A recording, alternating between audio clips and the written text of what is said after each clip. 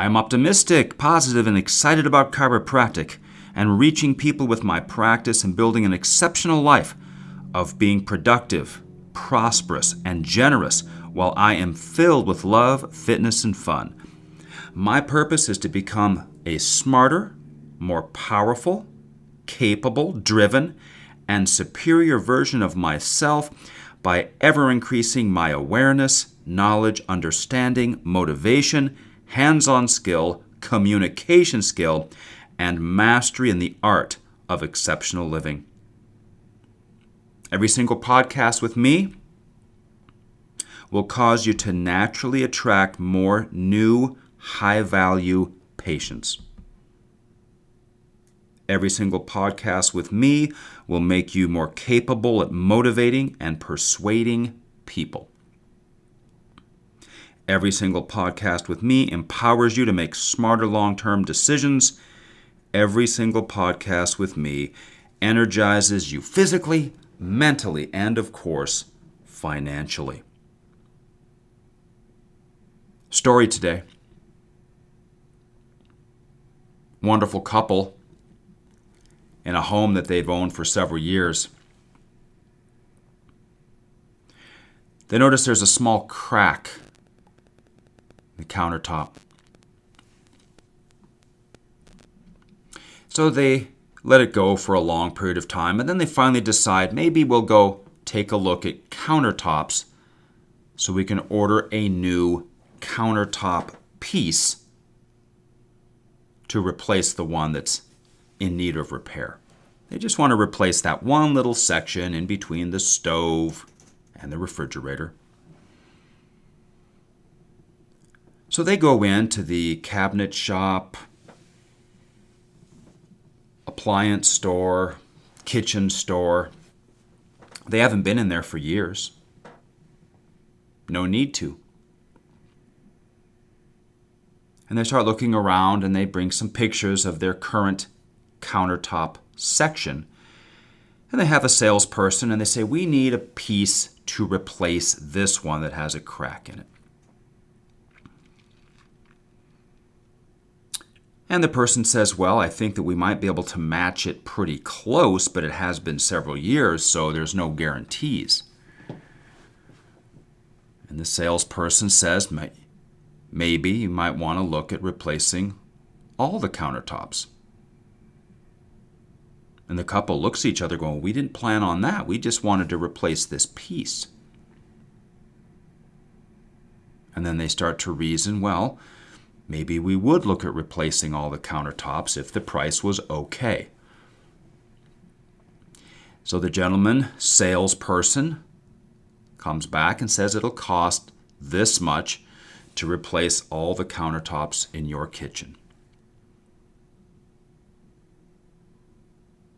And then the salesperson says, now, do you have an island?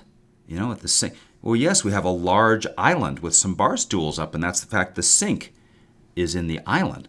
Oh, well, we must have the countertops around the perimeter match the island. So the next thing you know, they're looking at the cost to replace the top of the island also, so that the island and all of the perimeter surfaces will be replaced with a brand new countertop, brand new style, brand new color, brand new material. And they start to take a look at the cost of this. Now, while they're there, they can't help but notice some of these cabinets and the cool handles and the finishes on the cabinets that are all modern and new looking. And they look at each other and go, well, maybe we'll get an idea what it might take to just, put new doors on the cabinets, leave the bases and everything, just new doors and maybe new handles. So the salesperson starts to write up a proposal for the cost to redo all of the doors, the drawer fronts, and all new handles to go along with the new countertop and the new island.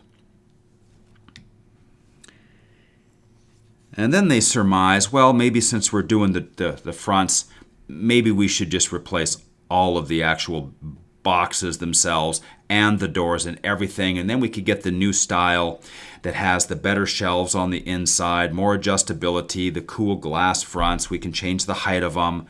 And next thing you know, they're looking at all new cupboards, all new doors, all new handles, all new design, along with new countertop and a new island. And the bid for this comes in around $50,000 or $60,000. Mind you, they went in because there was a crack in a little 2-foot wide chunk of the countertop that they simply wanted to replace. They say they have to think about it, and while they're thinking about it, they see that there's a sign for the parade of homes. A bunch of builders have built new houses or remodeled houses, and you can go around house to house on a Saturday or a Sunday and look in these places, get ideas, or even buy these homes. So they start to think, well, why would we spend $50,000 or $60,000? Maybe we should just sell the house, and instead of putting the money into the kitchen, just put the money toward a whole different house. So there they are out at the parade of homes looking at new homes. And boy, aren't they surprised at how much they cost. And they're trying to reason, why put this money into the old one when we could just buy a new one? But they're pretty smart, and they realize if we buy a new one, we'll have to have all of the costs of selling our place, all of the costs and the pain and the nuisance and the opportunity costs of moving. We'll have all of the costs of getting into the new place. We'll have all the ongoing costs with a new, bigger mortgage, new, bigger taxes, and new, bigger insurance, and new, bigger monthly maintenance to own the house. Not to mention, we'll be starting off brand new at the amortization schedule, and we will lose all of the momentum we had built financially by staying in our home. So as they're doing some calculations, they're realizing this is going to be hundreds and hundreds of thousands of dollars. Hundreds of thousands in new interest, starting out with a fresh mortgage. Hundreds of thousands of new maintenance over the ownership of the home. The mortgage is bigger. So they went in looking to replace a small piece of countertop that had a crack in it, and the next thing you know, they get walked down the entire road to looking at brand new houses that are bigger and much, much more expensive, even though they're perfectly happy in the house they're in. It's cool in the summertime. It's warm in the wintertime. It's where everybody is used to gathering. They have everything in its proper place. It suits their needs absolutely perfectly. They do not need anything. In fact, they don't even need to replace that countertop chunk because it works perfectly whether you can see the little crack in it or not. It'll hold a pot of boiling water. It is a place that you can chop up tomatoes. It functions perfectly. It is purely cosmetic. So from a purely cosmetic little crack, it turns into considering an entire new house, an entire new mortgage, and all of the expenses that come along with it. This can happen with vehicles. This can happen with practices. This can happen with CAs. This can happen in personal relationships. This can happen with a cell phone. It can happen with a computer, where we get shiny object syndrome. In this case, as it is termed, as I recall the story from years ago, I believe it's called countertop syndrome.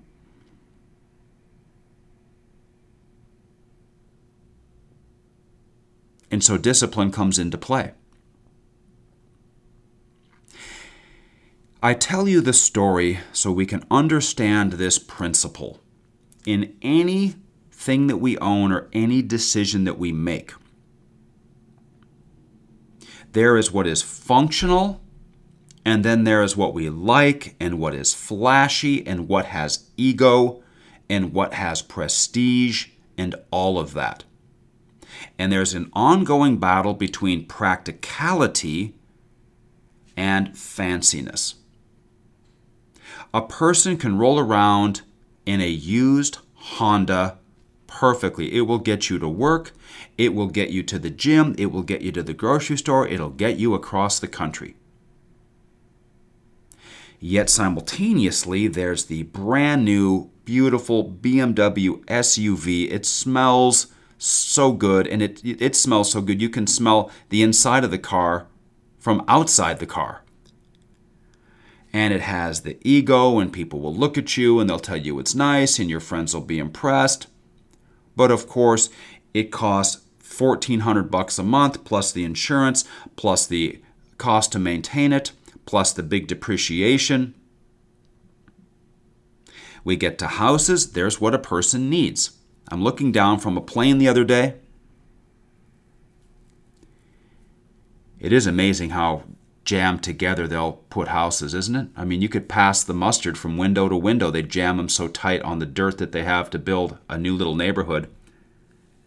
And you see all these big boxes. And I've had the big box house.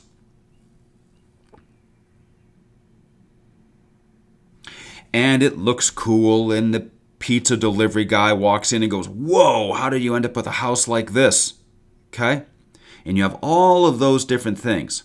But yet at the same time, you have to maintain the pool chemicals, and you got the mosquito people, then you got the yard people, then you got the irrigation people, and of course you got the landscaping people, then you need to shut down the fountain. You have all of these expenses.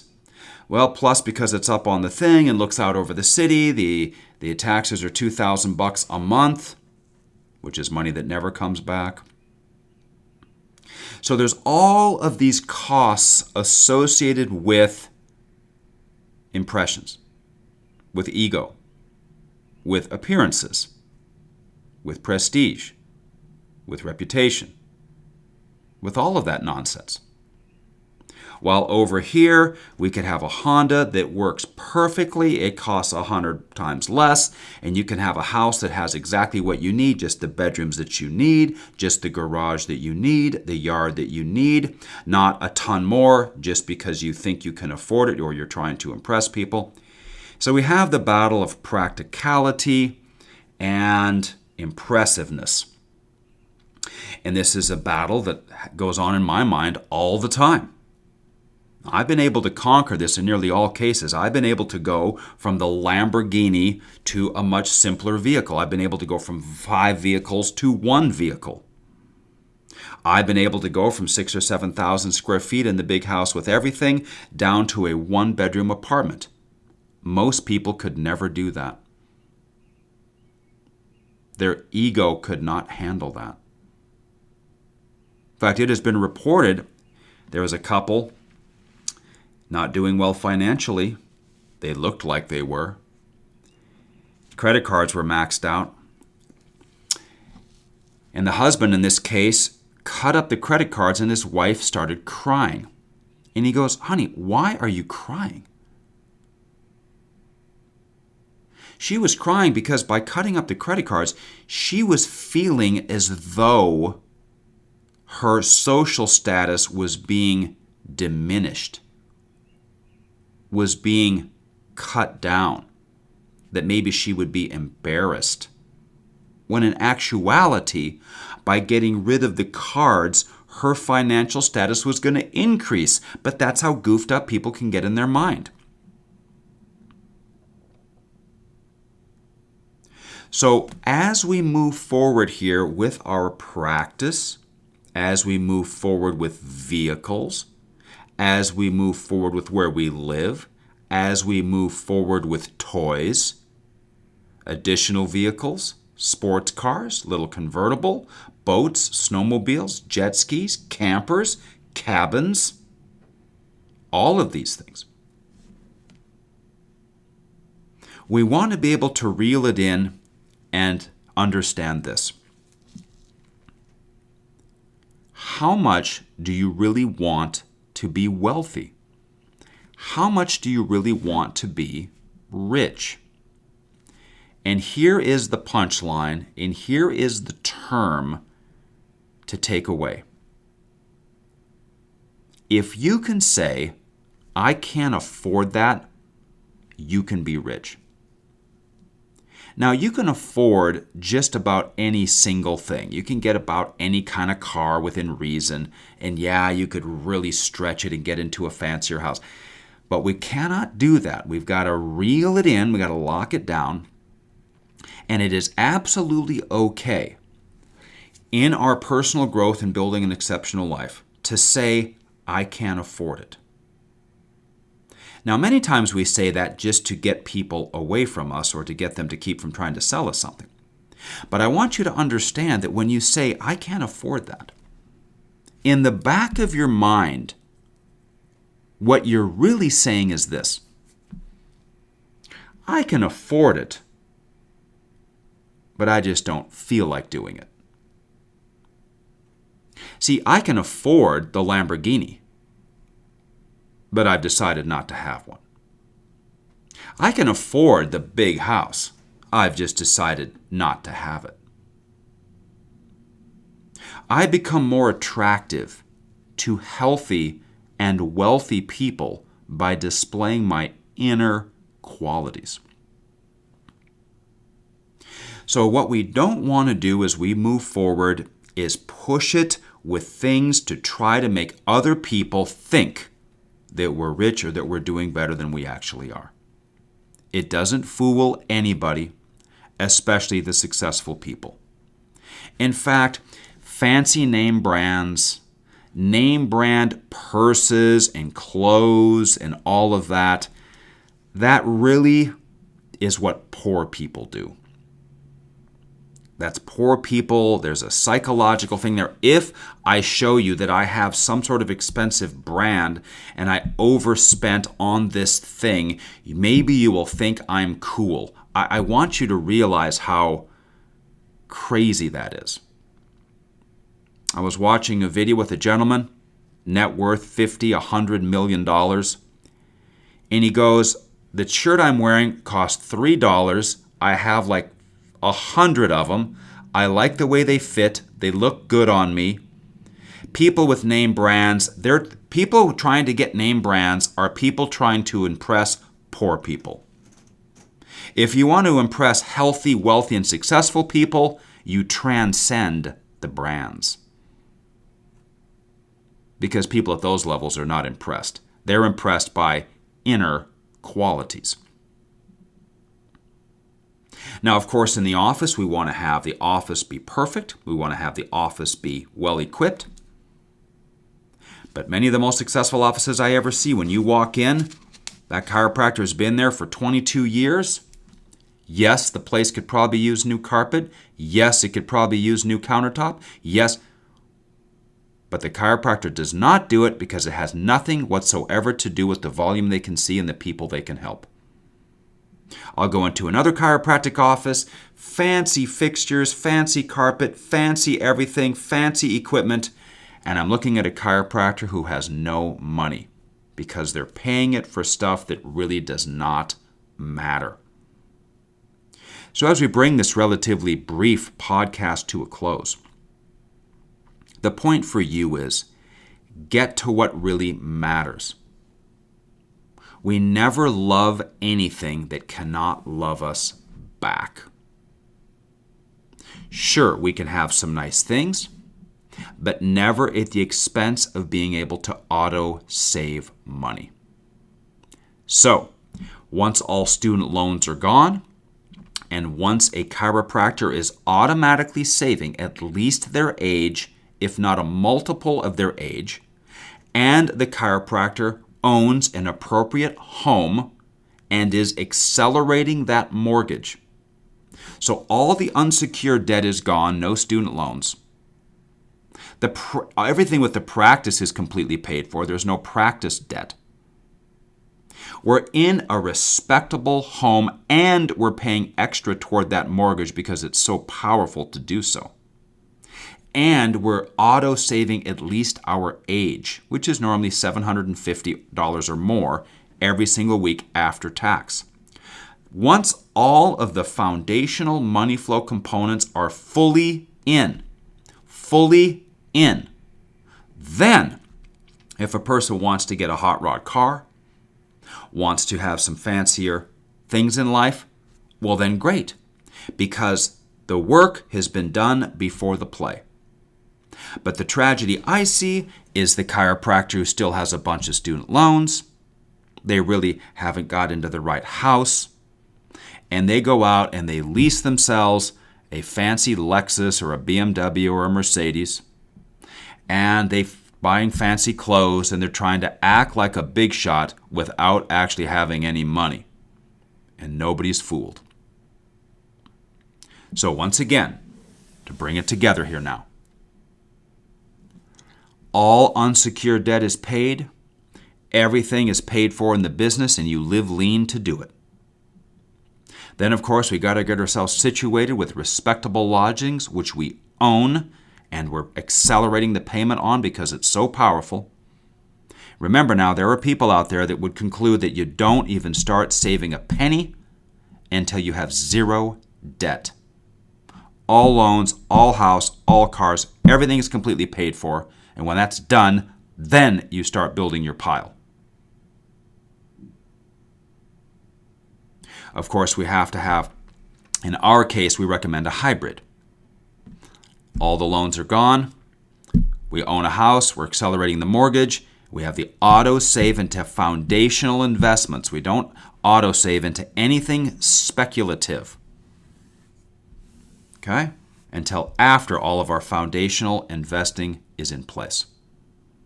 And once all that work is done and everything is solid, then and only then can the chiropractor play around with some extra money, get themselves a boat if they want. See, we cannot let our personal desires interfere with what we are supposed to do, with what is prudent and smart for a big, wealthy future, you might say. So, countertop syndrome.